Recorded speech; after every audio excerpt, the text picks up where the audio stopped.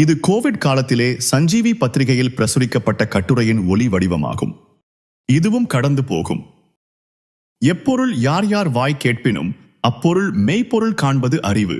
இதனை திருவள்ளுவர் பல வருடங்களின் முன்னர் நமக்காக கூறிவிட்டு சென்று விட்டார்.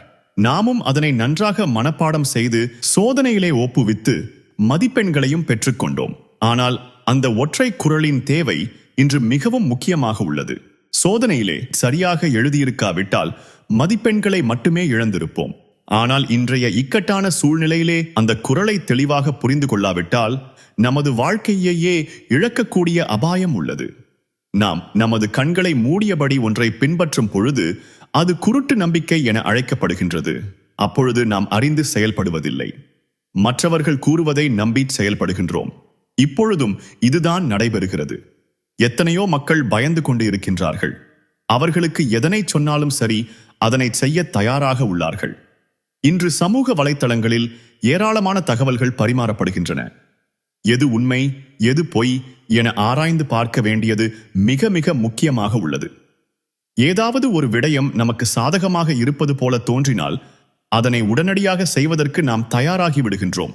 ஆற்றிலே தவறி விழுந்துவிட்ட ஒருவன் தனது கையில் கிடைக்கும் எதனையாவது பிடித்து கரையேறவே முயற்சி செய்கின்றான். தான் பிடித்திருப்பது ஒரு மரக்கட்டையா அல்லது ஒரு முதலையா என அவன் பார்க்க தவறி விடுகின்றான். அதுபோலவே தற்போதைய சூழ்நிலையிலே நாம் செய்யும் செயல்களால் நிலைமையை மேலும் மோசமாக்கிவிடக்கூடாது. இந்த இக்கட்டான சூழ்நிலையில் யார் எதனை சொன்னாலும் கண்ணை மூடியபடி நாம் அவற்றை நம்ப வேண்டிய அவசியமில்லை. உங்களுக்கு மிகவும் வேண்டிய ஒருவர் நோய்வாய்ப்பட்டிருந்தால் அவரின் பெயரை 6 இலைகளில் எழுதி ஆற்றிலே விடுங்கள். அப்பொழுது நோய்வாய்ப்பட்டவர் குணமடைந்து விடுவார் என ஒருவர் எமக்கு சொன்னால் உடனடியாக அதனை செய்வதற்கு நாம் தயாராகி விடுவோம். அதனது உண்மைத்தன்மையை பற்றியும் அதனை யார் சொன்னார் என்பதை பற்றியும் நாம் யோசித்து பார்ப்பதில்லை. அப்படி செய்வதனால் எமக்கு என்ன நடக்கும் என எண்ணி பார்க்க நாங்கள் தவறிவிடுகின்றோம். அவ்வாறு யோசிப்பதற்கு நாம் தயாராக இல்லை. ஆனால் என்றும் இல்லாதவாறு துன்பத்தின் அலைகள் கடுமையாக தாக்கும் பொழுதுதான் நமக்கு துணிவும் தெளிவும் மிகவும் அவசியமாக உள்ளன. ஏனெனில் பயமும் குழப்பமும் நமக்கு ஒரு பொழுதும் எந்த உதவியையும் செய்ய போவதில்லை. இன்றைய காலகட்டத்தில் நமக்கு நம்பிக்கையும் புரிந்துணர்வும் இருக்க வேண்டியது மிக மிக அவசியமாகும். நமது வாழ்க்கையில் எல்லாவற்றிலும் மிகப்பெரிய விஷயம் என்னவென்றால், நாம் உயிருடன் இருக்கும் வரை நமது வாழ்க்கையில் நம்பிக்கை இருக்க வேண்டும். ஏமாற்றம் அல்ல, நம்பிக்கை இருக்க வேண்டும். நாங்கள் உயிருடன் இருக்கும் வரை எது உண்மையானதோ அதனை பார்க்க வேண்டும். பொய்யை அல்ல. நாங்கள் உண்மையை பார்த்து அறிந்து கொண்டோம் என்றால் பொய்யை பார்த்து பயப்பட வேண்டிய அவசியம் இருக்காது. ஆனால் பார்வை உண்மையின் மேல் இருக்க வேண்டும், பொய்யின் மேலே அல்ல. பாருங்கள், பயம் எந்த வடிவத்திலும் வரலாம். ஏனெனில் நாம் ஒன்றை புரிந்து கொள்ளாத பொழுது, என்ன நடைபெறுகின்றது என்பதை அறிந்து கொள்ளாத பொழுது நாம் பயப்படுகின்றோம்.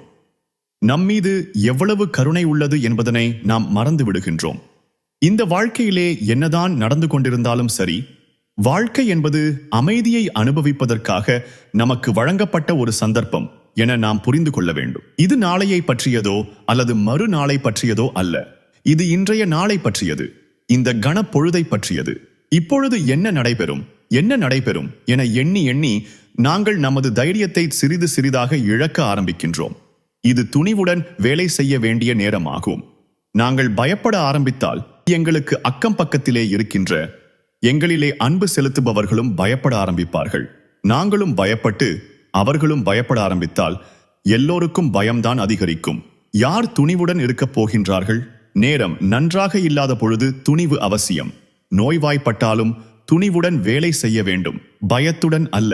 ஏனெனில் நாங்கள் பயந்தால் எங்களது உடல் மேலும் பலவீனமடைந்து எங்களது எதிர்ப்பு சக்தி குறைவடைந்து விடும். எனவே துணிவுடன் வேலை செய்ய வேண்டும்.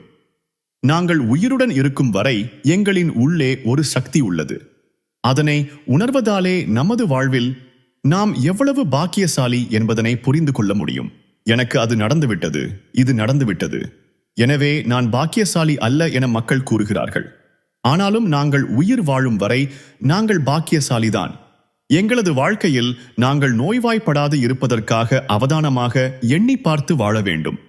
இன்று முழு உலகிலும் ஒரு சிறிய கிருமியினாலே இந்த சூழ்நிலை ஏற்பட்டுள்ளது. அது மிகவும் சிறியது. அது கண்களாலே பார்க்க முடியாத ஒரு வைரஸ். ஆனால் இந்த சூழ்நிலை ஏன் இவ்வளவு மோசமாக உள்ளது? இதற்குரிய தீர்வு மிகவும் எளிமையானது. மாஸ்க் அணியுங்கள், கைகளை கழுவுங்கள், தனிமைப்படுத்தி இருங்கள். பெரிதாக ஒன்றும் செய்ய தேவையில்லை. அதற்குரிய தடுப்பூசி கிடைக்கும் பொழுது அந்த தடுப்பூசியை எடுத்துக் கொள்ளுங்கள். பின்னர் எல்லாம் சரியாக இருக்கும். ஆனால் நம்மில் சிலர் மாஸ்க் அணிவதில்லை. ஏன் அணிவதில்லை? அவர்களாலே அதனை செய்ய முடியாமல் உள்ளது. முகக்கவசம் அணிவது கடினமாக உள்ளது. ஆனால் மாஸ்க் அணிவதனால் ஏற்படும் பிரயோசனம் என்னவென்றால், நாங்கள் வைரஸில் இருந்து தப்பித்துக் கொள்ளலாம். கைகளை கழுவுங்கள். அப்பொழுது கண்களிலோ மூக்கிலோ கைகளை வைத்தால் அந்த வைரஸ் உங்களின் உள்ளே செல்லாது. நிலைமை முன்னர் எப்படி இருந்ததோ அப்படியே இருக்க வேண்டும் என மக்கள் விரும்புகிறார்கள்.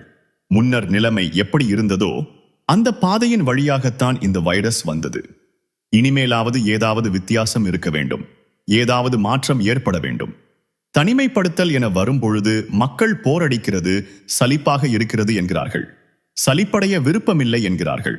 இந்த சலிப்பு எங்கிருந்து வந்தது? ஒரு காலத்திலே மக்களிடம் செல்போன் இருக்கவில்லை. ஆனால் பாடல்கள் பாடினார்கள், வாழ்க்கையை பற்றி எண்ணி பார்த்தார்கள், இயற்கையை பார்த்தார்கள், அதனுடைய ஆனந்தத்தை அனுபவித்தார்கள். அவர்களும் மனிதர்கள்தான். அவர்களும் உயிர் வாழ்ந்தார்கள்தானே. ஒருவர் மலைகளை பார்த்தார். அதிலே பனி படர்ந்து இருக்கின்றது, எவ்வளவு அழகாக இருக்கின்றது என இவைகளை பார்த்து, இயற்கையை பார்த்து இரசித்தார். நான் யார்? எங்கிருந்து வந்திருக்கின்றேன்? எங்கே போகப் போகிறேன்? இந்த மனித உடல் ஏன் தரப்பட்டுள்ளது? இது எதற்காக கிடைத்துள்ளது? இதனை கொண்டு மனிதன் எதனை அறிய முடியும் என தமது உயிர் வாழ்வை பற்றி எண்ணி பார்த்தார்கள். மறந்த மனமே அறிந்து சுமையை ஏற்று, சிறிதளவு சுமையை ஏற்று, அதிகமாக ஏற்றாதே, உனது கழுத்து முறிந்துவிடும் என சொல்லப்பட்டுள்ளது. இன்று பலருடைய கழுத்துக்களும் முறிந்து கொண்டிருக்கின்றன. இந்த பெரும் தொற்று நோய் எல்லோரையும் தொந்தரவு செய்து கொண்டு இருக்கின்றது.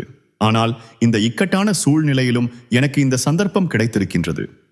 இப்பொழுதும் என் உள்ளே இந்த மூச்சு வந்து போய் கொண்டிருக்கின்றது. இதுதான் கடவுளின் அருள் என்பதனை நாம் நினைவில் வைத்துக் கொள்ள வேண்டும். செல்வம் கடவுளின் அருள் அல்ல. புகழ் கடவுளின் அருள் அல்ல. எது கடவுளின் அருள்? எங்களின் உள்ளே வந்து போகும் மூச்சுதான் கடவுளின் அருள். இது எதுவரை வரும் போகும் என்பதற்கு எந்தவித உத்தரவாதமும் இல்லை. எங்களது கால்களிலே காலாவதியாகும் திகதி என ஒன்றும் எழுதப்பட்டு இல்லை. இந்த பெரும் தொற்று நோயிலிருந்து தப்பியிருப்பதற்கு நாம் செய்ய வேண்டியது சிறிய விஷயம்தான். முகக்கவசத்தை அணியுங்கள், உங்களை தனிமைப்படுத்துங்கள், கூட்டமாக உள்ள இடத்திற்கு செல்லாதீர்கள் மற்றும் கைகளை கழுவுங்கள். எல்லாவற்றுக்கும் மேலாக பயப்படாதீர்கள். ஆனந்தமாக இருங்கள். என்ன நடைபெற்றாலும் பொறுமையாக இருங்கள். இதுவும் ஒரு நாள் கடந்து போய்விடும். இது எப்பொழுதும் இவ்வாறே இருக்கப் போவதில்லை. இதுவும் ஒரு நாள் கடந்து போய்விடும்.